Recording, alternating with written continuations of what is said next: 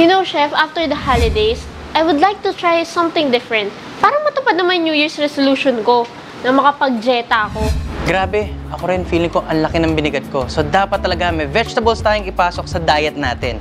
Yes. Sakto! Dito sa dish natin, may mga naka-line up ng vegetables na nasa harap natin. And for this dish, ito yung tinatawag natin na calamari with vegetable trio. Pwede na ba nating testingin yung calamari with vegetable trio dito sa ating Technogas? Let's go, Chef! Okay, so for the ingredients for our calamari and vegetable trio, we'll be needing, I have here some squid. Next, kailangan natin ng konting lime or lemon juice.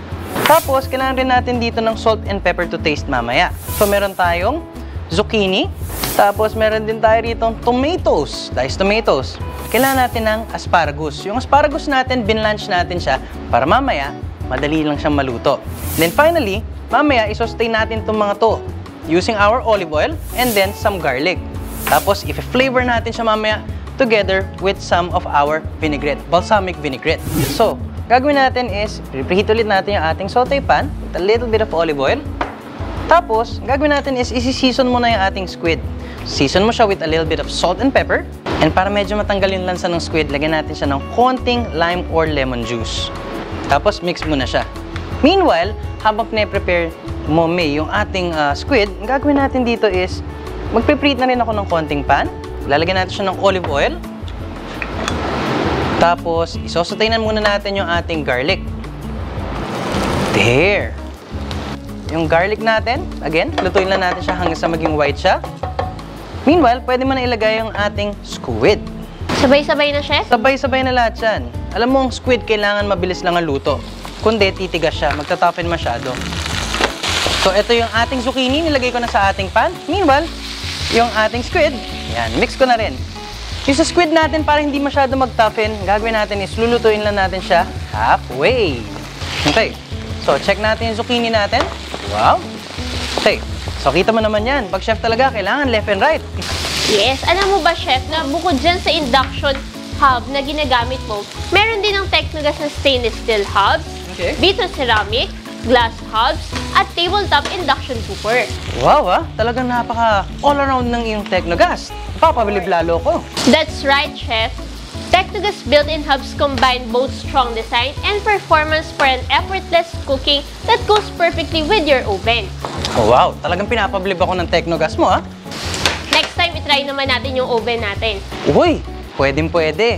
So, right now, pagkatapos isutay yung ating zucchini, let's add in our tomatoes. Yung squid natin, pwede na natin siya ilagay dito. All of it, pero huwag mo na isama yung juices. Tapos, since yung ating asparagus, naka-blanch na siya, totos na lang natin siya rito.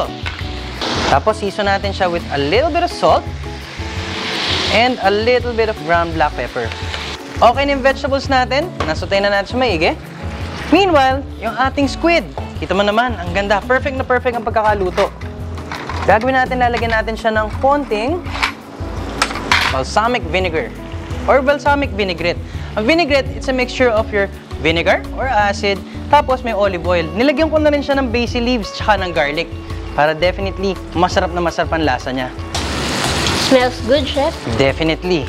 Let's check our vegetables. Since okay na siya, let's transfer it here. After putting in your vegetables, okay, let's add in our squid. So, definitely, magagawa natin yung ating diet this year. Totoo yan, Chef. A healthy dish, yet delicious, from Technogas and from you. Konting finishing touches na lang ng ating vinegar. O May, eto na, very healthy and saktong-sakto sa mga nagda-diet na kagaya natin. Eto yung ating calamari and vegetable trio.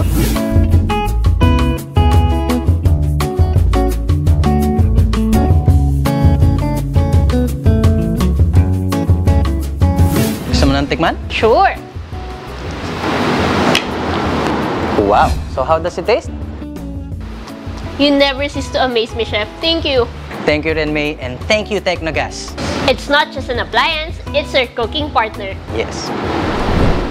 This portion was brought to you by Technogas, strongly built and beautifully designed in Italy.